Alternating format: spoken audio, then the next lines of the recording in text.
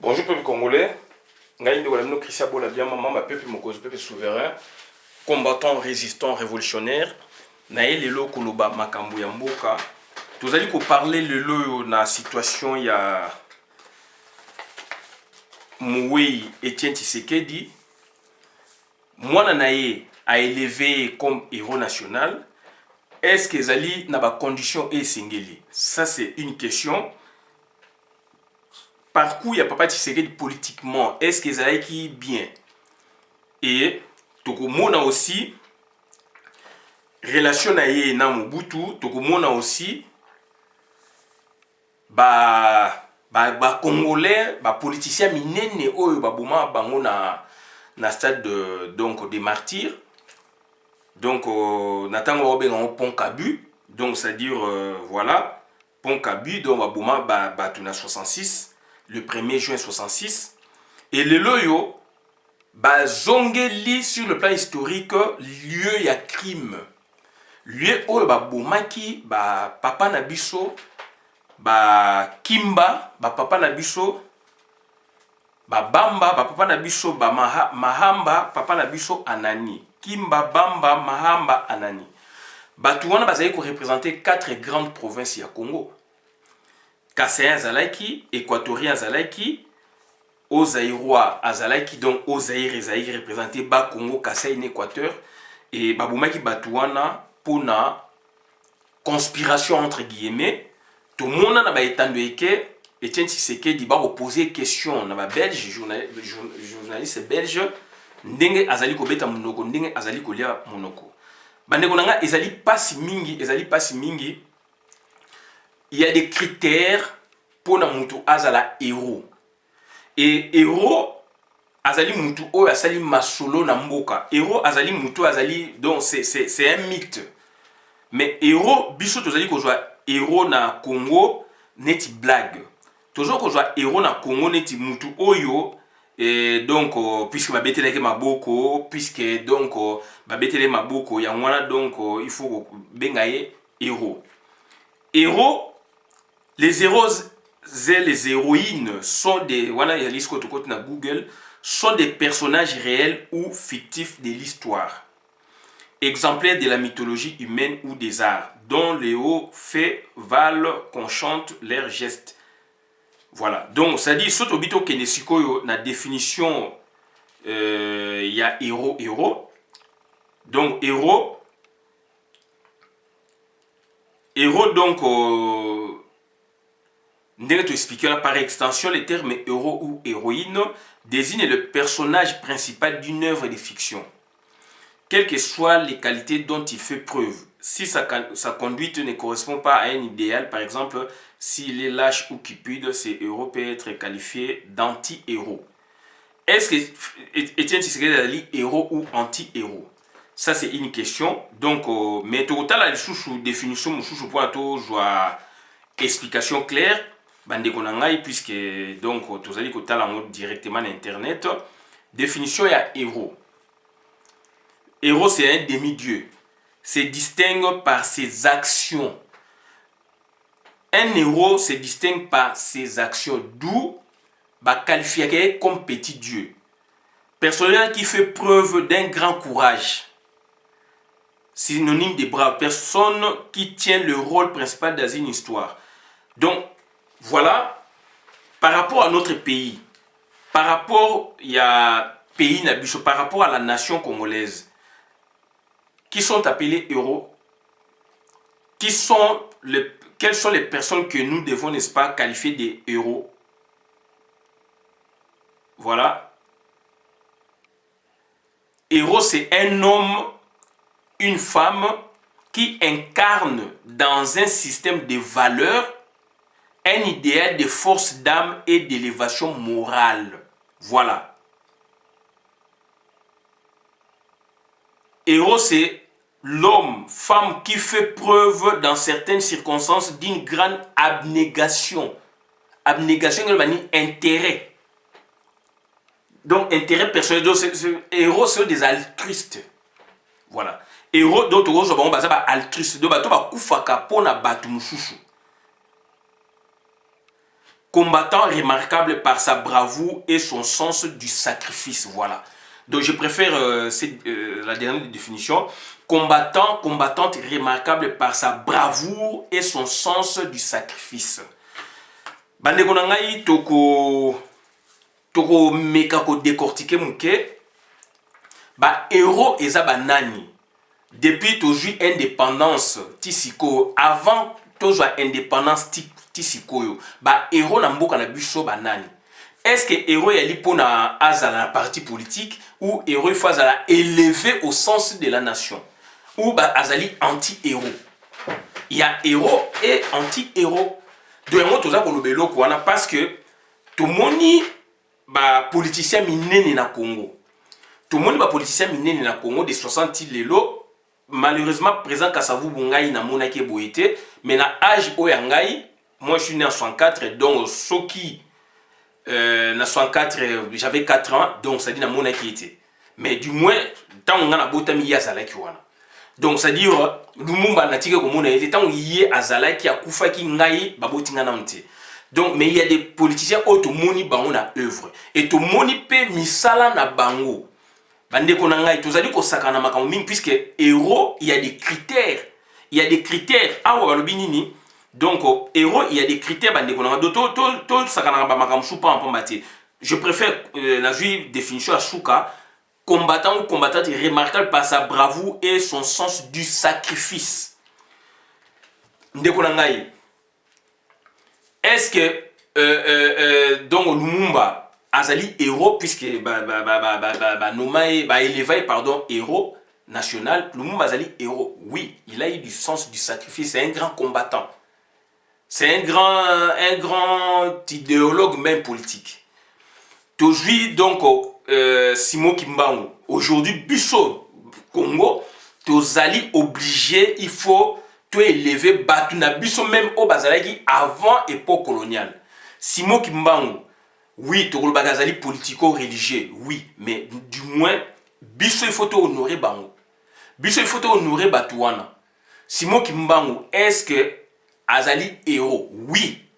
Azali héros par rapport, c'est un grand combattant par rapport à sa bravoure, par rapport donc à son sens du sacrifice. Il s'est sacrifié pour le pays. Il s'est sacrifié pour le pays. D'un niveau politique et puis d'un niveau religieux. Et ce qu'il avait dit, c'était aussi des actions politiques. Il a prédit même les événements. Il a combattu les Blancs sur place. Simon Kimbangu.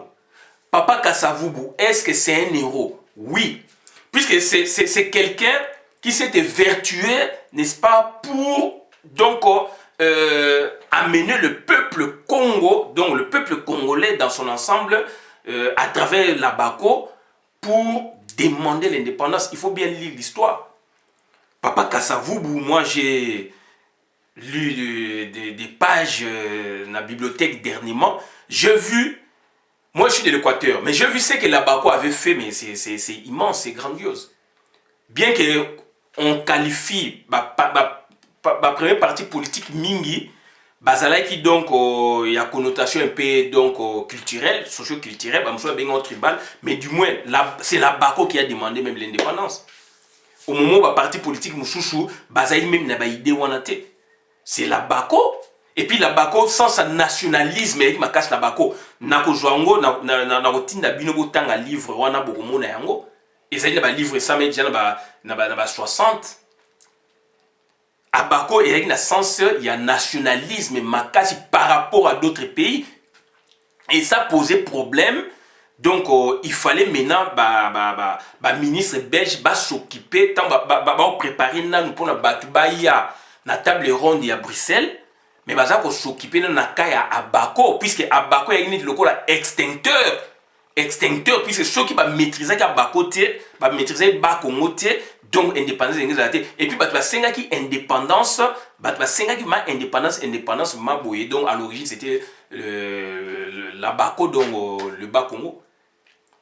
Est-ce que, je reviens sur la question, est-ce que Papa Kasavubu, Azali, donc Azali, il faut Azali héros ou pas?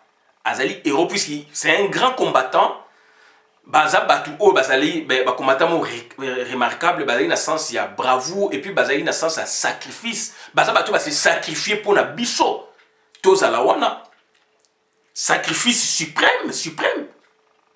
Est-ce que Mobutu azali héros? Est-ce que Tshisekedi azali héros? Il y a autant de critères, autant de conditions. Puisque bandeko na ngai omoni confusion za makasi na terme on a puisque mutu nyoso alinga comme héros puisque ba beteleki maboko mutu nyoso alinga comme héros puisque asalaki boye. Il faut toute la conduite ya mboka. Tshisekedi na 60-61 ba lettre circulaka assignaka même lettre contre donc contre sort même ya Lumumba. Tshisekedi Papa Kasavubu donc malade, il faut akende ba soins médicaux. Tshisekedi ministre ya intérieur. Est-ce que Tshisekedi a autorisé qui? Puisque bon le Mobutu mutaiki na pouvoir, oui, mais Tshisekedi na Mobutu ba mutu mo puisque Tshisekedi na Mobutu bazaye ko lia même ndako moko. Tshisekedi na Mobutu ba baloba me bazaye ko joa basi moko. Baza ko joa basi ensemble. Tshisekedi na Mobutu, Tshisekedi alia que pas Mobutu, donc ça dit des 65, des 60 na 78 bazaye ensemble. Donc aujourd'hui ça pose problème puisque il s'agit de l'histoire. Moi je suis de l'Équateur. Il s'agit de l'histoire du Congo, donc on doit bien la lire ou la rétablir, puisque toujours au Kenya Kao. Félix a sali le Kwana, pourquoi? Est-ce que Félix a l'andi ba critère? Est-ce que c'est Félix a sali ba critère ou c'est toute une commission? Tshisekedi azali na kati ya makambu ya liwa ya ba marti ya Pentecôte. Anani Bamba Mahamba Kimba. Ezali même na ba vidéo oyo François Lusanga directeur Mikobe na 2012 a bengse ba fondateur ya IDPS baloba François Lusanga revient sur le dossier. Donc ezali makamoko ya kobomba te ezali clair, il revient sur le dossier. Tshisekedi ba poser pe ba question vidéo circulaka oyo ta ba bomi donc entre guillemets ba conspirateur on va poser ba question ezali ezana betando eke Tshisekedi azali trempé na ba makambu ya makasi oto bengi ya mabe na Congo ebele. Tshisekedi to longwe na phase wana puisque phase wana ezali ba phase trouble, donc il a deux phases donc 60 jusqu'à 90 jusqu'à sa mort. Donc il y a deux phases diamétralement opposées dans le sens que 60-90 Tshisekedi ami de Mobutu, Tshisekedi azalaki na trempé na liwa ya Lumumba, Tshisekedi azali trempé même na liwa ya président Kasavubu, puisque président Kasavubu azalaki malade, il faut avoir des soins médicaux, banini pharmaceutiques, baboye ko pesaye, donc type papa Kasavubu ba relégué na village un président de la République, tant ba relégué le président de la République, oui bon le président de la République. Mais il a ses collaborateurs. Le ministre de l'Intérieur était qui? Le ministre de l'Intérieur c'était Tshisekedi. Période de Kimba na 66 avec ministre de la Justice. Na période où on a beau temps à la Constitution, il était ministre de l'Intérieur. Ministre de la Justice c'était donc Joseph Singa si je m'abuse. Donc bah relégué président Kasavubu donc bah tiens dans la résidence surveillée et puis bah relégué Namboka naye bah boy ko pesaye bah soins médicaux et pharmaceutiques. Et donc responsable de renseignement na tangwana ou azaye ko jouer rôle en renseignement neti ngwana azaye ko jouer na époque c'était papa Nenda Kabika et papa Nenda Kabika Mobutu Tshisekedi bazali ba responsable ya liwa ya Kasavubu, un président de la République à qui vous lui interdisez même de sortir pour aller suivre des soins médicaux. Donc c'est dangereux et puis l'État même n'a pas même donc osé lui venir en aide dans ce sens. L'État congolais, l'État Oya Bundeli na yango, l'État Oya s'est sacrifié pour na yango. Vous démettre, oui, mais du moins les soins médicaux pour payer. Les soins médicaux pour payer, même pour faire venir, si vous voulez faire venir même experts, spécialistes, médecins, donc na Congo va traiter. Là maintenant, vous comprendre autrement, mais vous ne l'avez jamais fait. Et Tshisekedi a été de pièce maîtresse de la politique à Mobutu il y a les années 60. donc bandeko na ngai ezali passe mingi et donc lelo yo baza kozongisa biso bakolela papa Tshisekedi wapi na stade de martyr donc na lieu du crime, mais ça fait jaser, c'est expressif et je manque même de mots. Na lieu du crime place où abomaka Kimba Bamba Mahamba Anani et biso do ibana mike puisque nga naza mona Kasavubu. Donc, maman, yebisa biso, parents, yebisa biso que donc Kimba, je pense, tant que bomaye, mais ça a terrible. Il y a terrible, donc pepe, tonnerre, bêta, certaines personnes parlent même du tremblement de terre, ça m'a Kawe, ça l'a donc avant 4 mois, mais il y a terrible. Na 66 na Congo. Bamindele Bahia basala tout pour na kelo kone sala mate Vatiqué telemeli monseigneur donc Malula ba telemeli makamana Mobutu boyi Tshisekedi boyi babomi batuana et ba cause ko mo batuana ezali ni pona kaka kokima kaka concurrence politique puisque batuana bazali batu ya mingi bazali pe batu ya Abako à l'origine baza batu ya Abako, c'était une façon de éliminer Batu et puis s'imposer une année après que Mobutu a eu le pouvoir. Une année après que Mobutu a eu le pouvoir. Vidéo ngam na salamote je n'avais qu'une année, vidéo ezali à 66 j'avais une année ou 2 ans, il y a 66 ezali et circulaire la net. Il ne faut jamais venir me poser des questions. Nous parlons des faits concrets. Et Batu basali bon, to que même ba crime économique bato ba yibi ba mbongo mingi bokolo ba biso biloko ya conférence nationale moi aussi nga aussi nazali ko croire na biloko ya conférence nationale mais donc ba bien mal aki mutu boazali te mais le ba liste musu ba ni ko bima o bato ba yiba ba mbongo ya l'état ba liste bimi donc ça dit bande na ngai donc il faut tous à la bato quand même donc ezali passe mingi hommage na stade des martyrs. Donc, lieu du crime, oh, et bah, boma batouana, mais ils allaient cochuyer, donc, cochuyer sur, honneur, il y a bah, peuple congolais, cochuyer sur, bah, famille, il y a bah, oui. Sérieusement, on a mon ya Mahamba à Lubaka, depuis la Belgique, je pense, à ça, bah, vidéo. Donc bandeko nanga ezali passe mingi puisque mboka na biso eko ko continuer boyete parce que ezali ba situation oyo il faut éviter et Félix pour la kunda papa na il faut élever na titre ya héros national pour rivaliser n'est-ce pas avec Patrice Emery Lumumba. Pour rivaliser donc yé na Patrice Emery Lumumba pour na sala yango yé na mutu boye songolo pakala etc. Tant jouer kanamba zoe sabino ke zoe kabila zoe sabino ke Tshisekedi azali héros nationalité. Yango na bi yé moko mwana na ye alongoli papa na ye ki héros. Yé moko mwana na ye na munoko na yazo kumisa kabila lo kabila yé donc na ba occupation ao. Discours ni ya kopé sa place wana. Est-ce que Félix Antoine Tshilombo azali donc mayele? Est-ce que Félix Antoine Tshilombo a eu une institution politique à Congo? A eu une histoire à Congo?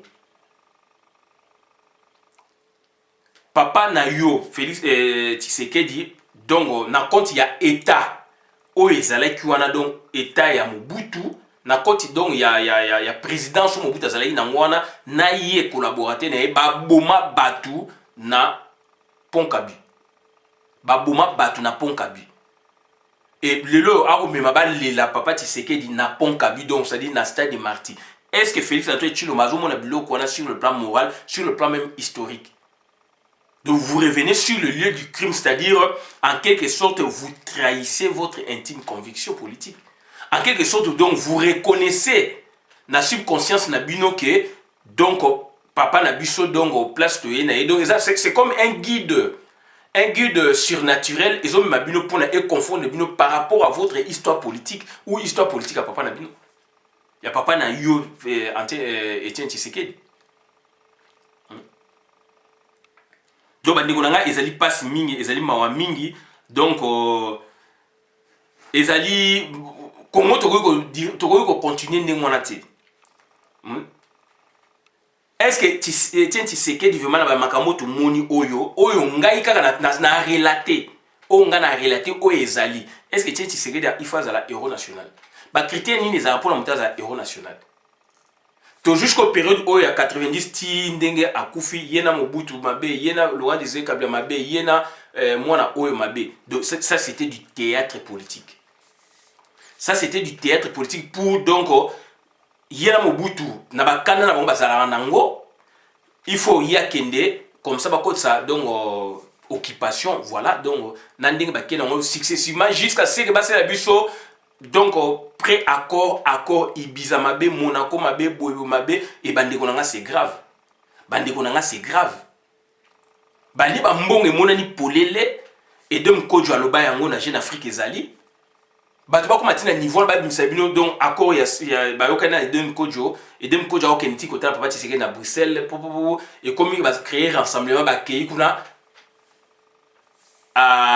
donc aboyi et dem kojo o azali kabiliste mais ye moko aza kabiliste suka nango ye moko azali bake ko pesa bokonzi mutu manda esili mutu manda na ye esili oleke manda na ye esili batika mutu ala kende pepele akende atika biso moko na biso non bake ko négocier na ye contre de l'argent Monaco mabe Ibiza mabe Boye mabe Saint-Nicolas ndeto ka so Saint-Raphaël mabe bazu ba mbongo ye na mwana na ye oyo na groupe na bango Joseph Kapika alobi yango ezalinga ete ezane ba itandweke na télévision ya Barbara Nzimbi abi Félix Kouzouté papa Tshisekedi ye moko mtatinda ki ngai na kengo négocier. Il y a des preuves ba témoignage ezali bato ba komatina ni mutu manda ezali ko sila puisque yo zali Tshisekedi Etienne donc oboyi batu to cha poids mutu la kende okei ko négocier bozu ba millions de dollars pour que moi mutu ala tikala et accord nini bo salaki ya Saint-Sylvestre na sala vidéo ezali donc après une année sur élection salamité donc ça dit renouvellement donc ba ben on tacite reconduction à droit de eloko bo sali soki donc bo komi na moment na soki par exemple aujourd'hui au foot na ndaka mutu bo signer contrat une année après une année au bima il a des commis au bimito au futimbongo donc muto ezali à reconduire ya reconnaître otika la wana ba ben on tacite reconduction ba sali on accord ya Saint-Sylvestre de chaque année donc ça dit année 96 dit 97 Kabila donc ça dit ezali ni so c'est ni so ba constater élection salamité et que yé a kosala politique kana occupation osala tout élection salamité ba ko bomaka ba tout par-ci par là ba otia ba tout par-ci par là donc en définitive après avant expiration une année c'est ça na yé et kozala wana gouvernement kozala wana do na seni ba constater que élection moyen ba organiser zate ba renouveler tacite reconduction na loba ya ngai l'unique o loba naza ko se vanter na loba on a ça ba vidéo donc et comme que donc ba puissance étrangère puisque biloko ekotaka partout ba moyen États-Unis ba dépêcher Niki aller élection faut na 2018 na 2018 sur na ba calcul na bango ba yoko tchani na décembre plus prolongation mo soit une semaine voilà ba ndeko nanga manœuvre o bango ba salaki donc batouana donc c'est-à-dire ba teki mboka polele et batouana c'est-à-dire balingi donc c'est-à-dire occupation ezala batouana ba ndeko nanga donc c'est-à-dire bazali batu oyo bakoyi kozala ba éroté kobeta mutu maboko ezali éroté ezali anti-héros koyebisa batu balala ba pongia ba bébé ezali anti-héros koyebisa batu ke bozonga na kopesa mot d'ordre na 2005 tant comme il renouvellement ya 1+4 a sangisi batu na stade du 20 mai batu babito sila na bino bozonga na kopesa mot d'ordre apcité ezali anti-héros élection na ye baby na 2011 alobi na batu bo kasser na kopesa mot d'ordre apesa mot d'ordre été ezali anti-héros c'est pas ça le sens de ya sacrifice. Si vous, les Congolais, vous comprenez par sens des sacrifices, vendre votre pays, ça c'est malheureux. Donc on n'est plus une nation. Donc ça dit, on va dire que donc on n'a plus d'intellectuels, on n'a plus de gens, même pas d'intellectuels, on n'a plus de gens qui voient les choses clairement. Mutu oyo papa Tshisekedi asali ba théâtre oyo ye monani boye polele, mwana na ye sikoyo pona que bino bomo na ye mutamalamu pona ke bino ye azosala makambo mabe pona a créer loko moko boye bomo na ye asali loko a élever papa na ye héros. Donc lobi il faut s'attendre mwana ya mokonzi boye so pa komi akokoma héros, mwana ya mokonzi boye so akomi akokoma héros, akokomisa papa na ye héros. Donc bandeko na ngai, donc tozala juste, on doit respecter certaines choses. Et donc pourquoi Félix a commis na étape wana, pourquoi Félix a commis na place wana, puisque balobana ki na kati ndaku na bango mama Marthe a interpellé ki mobali na ye na loba pe yango liboso ayebisi yabi yo awa ozali ko bela, yo awa ozali ko kende lobi okoki kokufa, okotikela bana na biso nini.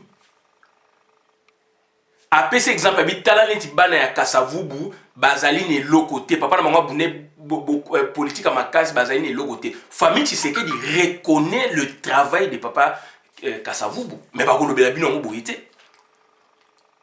Je me répète, maman Marthe ayebisi papa Tshisekedi bavandi neti mwasi na mobali bavandaka pona makambo ya Congo oleke batonga bandaku na bango ndenge papa mobali na ba ministre ba nini bazala ba place na bango écoute ça bango bon non, et il voit le pays. Il parle, donc cette maman parle au nom du pays, c'est comme si le pays comme il ligable na bango, le pays comme il le fond de commerce na bango. Azo tout na otike la bana na yo nini soki lobe ozaliti. Apesi ce que exemple nini bana Kasavubu, regardez bana ya Kasavubu akufa atikela bango eloko te. Mais bandeko nanga na utu ko sa vidéo, na utu sa live mobo on a lobele Kofi der matin na balade nanga na place ya opéra. Cette question revient. Batikela ka bana mbongo te. Oui, beaucoup otikela bana mbongo, mais batikela bana matière grise. Choto bito comparé, c'est que je ne veux pas le faire, mais to zoaka exemple puisque maman Marthe a citaki famille Kasavubu.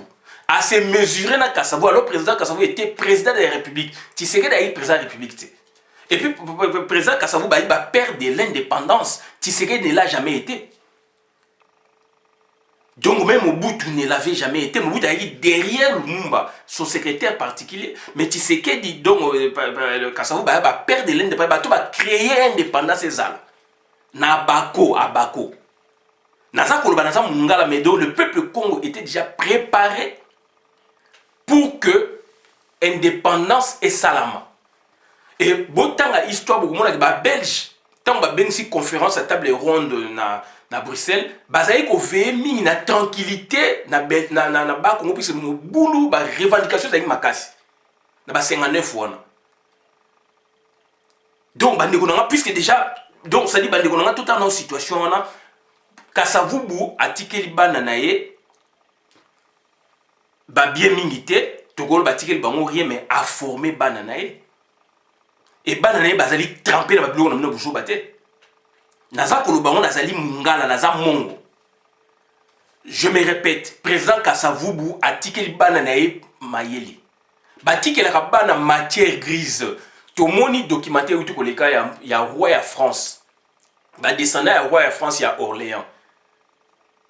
Général de Gaulle a comment été à quel type comment général pas bazong sa royaume général a promettre ti suka ba pesa qui était ba général de Gaulle même a foulaka ko saki a teka ba château ya ba koko na ye ba roi de France o ezali ne Espagne na ba boue na France a kufi pauvre bande ko nanga tout monde ba documentaire belé na poto ezali donc au pesa biso ba interpellation batik je me répète batik la bana mapangu mingiti ou be batik la bana bref batik la bana matière grise. Puisque rien qu'avec matière grise au formé banano malam bateng baklesa malamu lobby même na Congo na aokoka na salaire na ye na musala na ye ko soma mabele akotonga apenda. C'est que les Félix font ils ba pillage. Moi na Kasavubu liboso vie Adolphe Naebie, c'est un ingénieur agronome. Naebie depuis Kasavubu. Je me répète, moi na ya Adolphe, moi na ya Kasavubu est né de Kasavubu. Adolphe azalaki ingénieur agronome, azalaki ko ça na Daipen Guadolite et puis Daipen donc il y a enfin alors ça la société donc domaine agro-industriel présidentiel où ils na Guado et puis a été affecté dans le domaine agro-industriel présidentiel de l'Ancélé. Un ingénieur agronome. Aujourd'hui, maman Justice Kassavoubou, une universitaire, une chercheuse de surcroît, politicienne, confirmée. Bah vivre dans ma bureau on a bino en athée. Baza ban de belé à Kassavoubou bazali formé baza na ba qualité. Donc on a eu pour nous bêta nasa la comparaison mais toko ba ma complexe et puis via Adolphe na yebi à partir papa lek nanga ingongo mo Vince ara comme c'est des zones à Kassavoubou a ben saka ye na mona o mona Kassavoubou akoyana nyo mastane Adolphe nazalaka wana j'étais le je connais le vieux.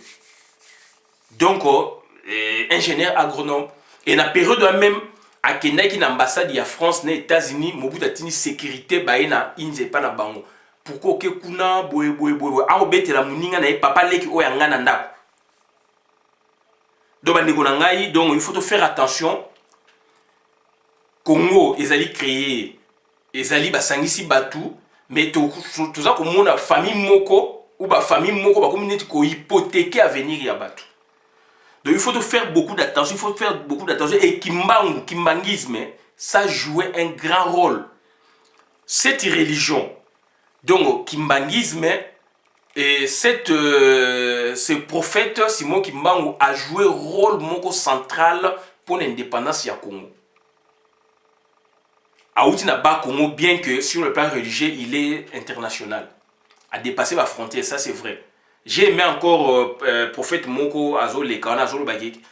Simon Kimbangu a botami na ba Congo na suka ya fleuve akufi na katanga na debi ya fleuve. Donc, ezali prophétique. Et puis, entre Kindu, na Kisangani, na Loa, c'est moi qui m'en a saraba miracle kuna. Il y a un prophète ou pasteur Razak ou le Bezangaïté. Donc, il faut faire beaucoup d'attention. Donc, Kimbang, tout ça, c'est un kimbangisme. Représenter, il y a l'église Jouana, Bobima la corruption. Naza ko senga na ba représenter ya église wana kimbangiste bo bima la corruption. L'église kimbangiste a joué un grand rôle pour l'indépendance du Congo. Pour avoir l'indépendance, il faut avoir une âme. Et nous avons besoin de cette âme. Est-ce que âme wana ezali na binzami otoza ko mona ba passer mukuna ba passer kakeza ba passer boyeboye na l'église na ba mike wana ou amwana ezali lelo na kimbangisme toyoki et comment mi balé.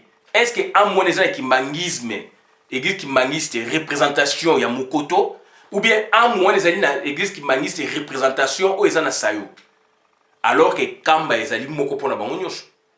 Est-ce que amwana ezana kamba ou ezana na Kinshasa bandeko nanga donc dans senga na église kimbangiste bo jouer rôle na bino oyo bo jouaki pour notre bima na bosomi na biso église kimbangiste puisque l'église catholique protestante banini eza église donc et outil libanda mais tout ça la sauce on est ensemble mais je parle maintenant donc on parle de la spiritualité africaine. Là je parle de la spiritualité purement congolaise. Église kimbangiste do ba représenter bo bima ba simo ki nga bo bima la corruption. Vous êtes trempé dans la corruption et c'est que donc on n'a plus de vision.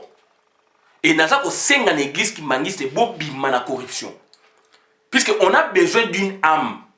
Âme wana oyo bakoko na biso babundaki. Âme wana oyo bakoko na biso do se sacrifier qui pour na biso. Âme wana ezali détenu donc quelque part. Et à moi, bino ba qui mangiste, ils allaient détenir une église qui mangiste. Ça, c'est sur le plan spiritualité Afrique et à Congo. Et bino, à moi, boye bo bebisi ango na mbongo na zo senga na bino bo zonga ensemble bo bundi la Congo. Ndenge papa Simon qui manga bundaki.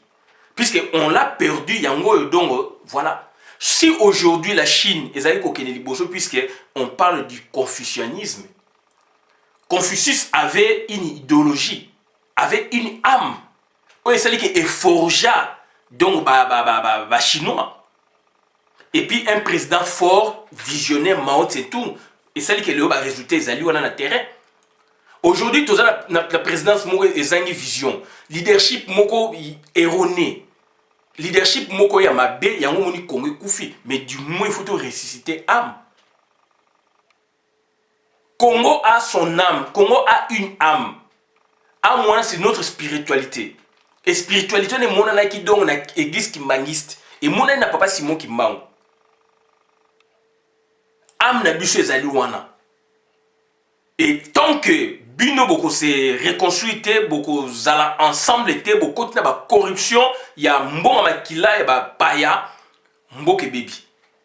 Il faut donc ba leader, il faut ba vrai leader. Et les loyo donc tozali ko sepela na leadership o ezali na Martin Fayulu. Et sengeli to appuyer. Ba maman Justice Kasavubu et sengeli bo appuyer bo za ensemble na Martin Fayulu. Et mutu ya batu ayeti komo na maman Justice Kasavubu. Ezali expressif. Mutu ya batu alukiti apareko. Ezali expressif. Mutu ya batu aluki peuple congolais. Ezali expressif.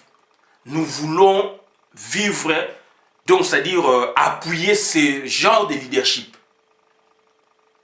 Donc bandeko na ngai oto yeka koloba ya mwana tosuki awa bola na vidéo malamu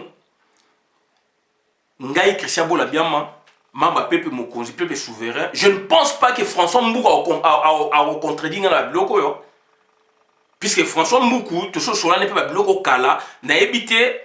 Tout ça va vidéo Kalatan to ngina ba FVPC naie to parla pe la biloko na invité sur François Mboukou a contredit ngai aussi. De ça va biloko mo très profond, un Congolais vraiment épris d'amour soka vandi a ko mona ke makambo to za ko loba ya ngwana. Puisque le comme héros pour en faire quoi? Pour en faire quoi? Ba Chirac bazali wana, ba Mitterrand bazali wana Mitterrand kufa na invité sur Mitterrand ba élever héros na ebité. Pompidou a Koufa, Bouyeboy so ba élevé héros na habité. Héros c'est qui? Héros eza nani?